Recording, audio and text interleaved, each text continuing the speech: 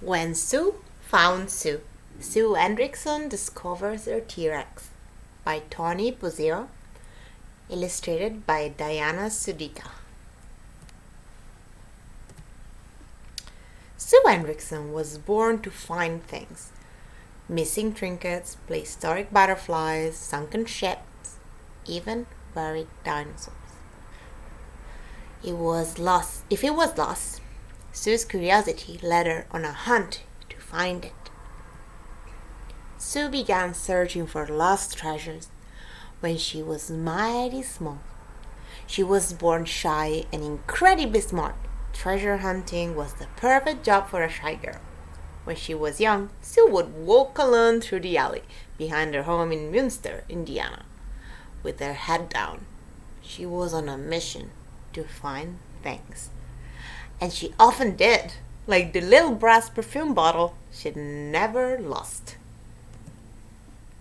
Sue wasn't like other kids. So shy and smart, Sue gobbled up books the way other kids gobbled up ginger snaps. Head down, a book a day, Sue learned things all on her own.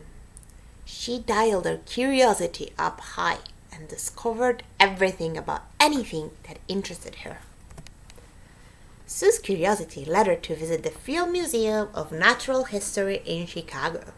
She loved to view the endless supply of treasures that other hunters, maybe shy outsiders themselves, had already found.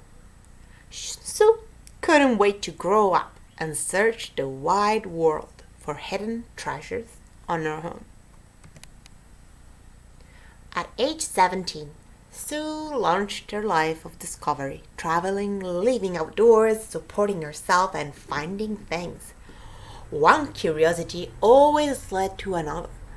And for the first time, Sue joined teams of curious, dedicated treasure hunters, diving first for tropical fish and then for lost boats, lost airplanes, and even lost cars. Eventually, led Sue to search Dominican amber mines for extinct prehistoric butterflies, to search the deserts of Peru for prehistoric whale fossils, and finally, to search the hill of western South Dakota for dinosaurs fossils.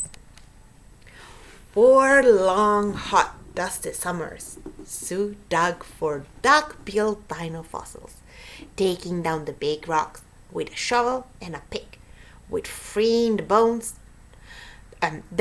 bones, first with a rock hammer, then with a digging knife, then with an X-Acto knife and a tiny pick, and finally dusting the area with a paintbrush to remove all traces of rock from the bone.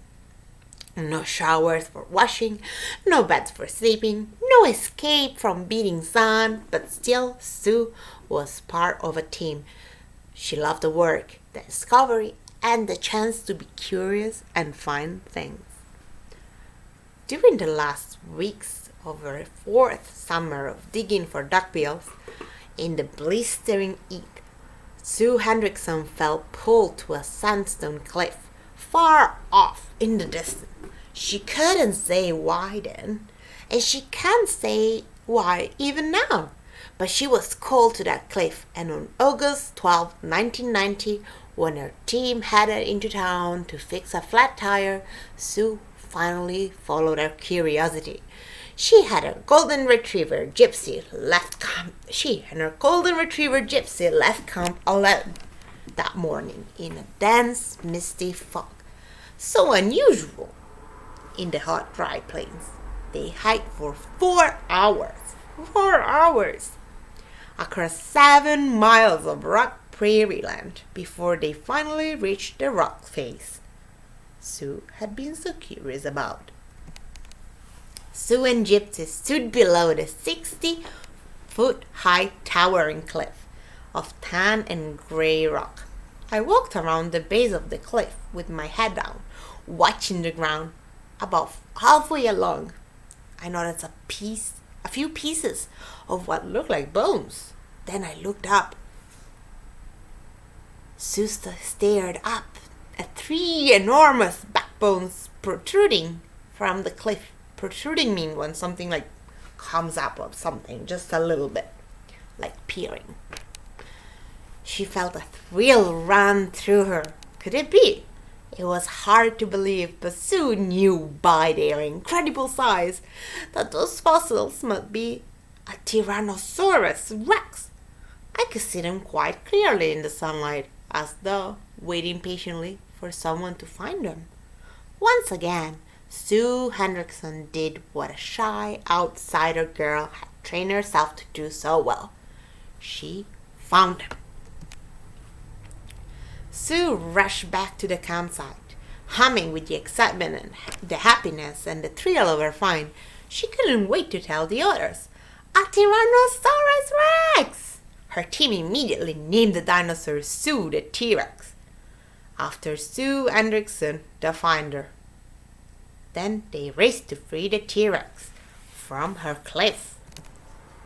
But releasing 300 T-Rex bones in a 115 degrees heat under the sweltering sun without damaging the bones was never quick nor easy. For 5 days, Sue and the team worked from sunrise to sunset, breaking rocks with picks and digging with shovels to remove nearly 30 feet of sandstone and hard soil. At last, the bones appeared, so many of them. The team mapped the location of each with drawings and photographs. Finally, with knives, brushes, and smaller tools, Sue and the team removed and numbered every bone, recording them in a notebook.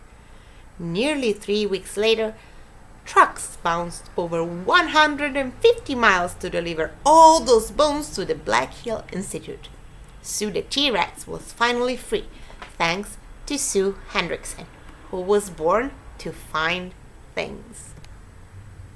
After a long dispute about ownership, Sue the T-Rex went to auction. And who won the auction? None other than the Field Museum.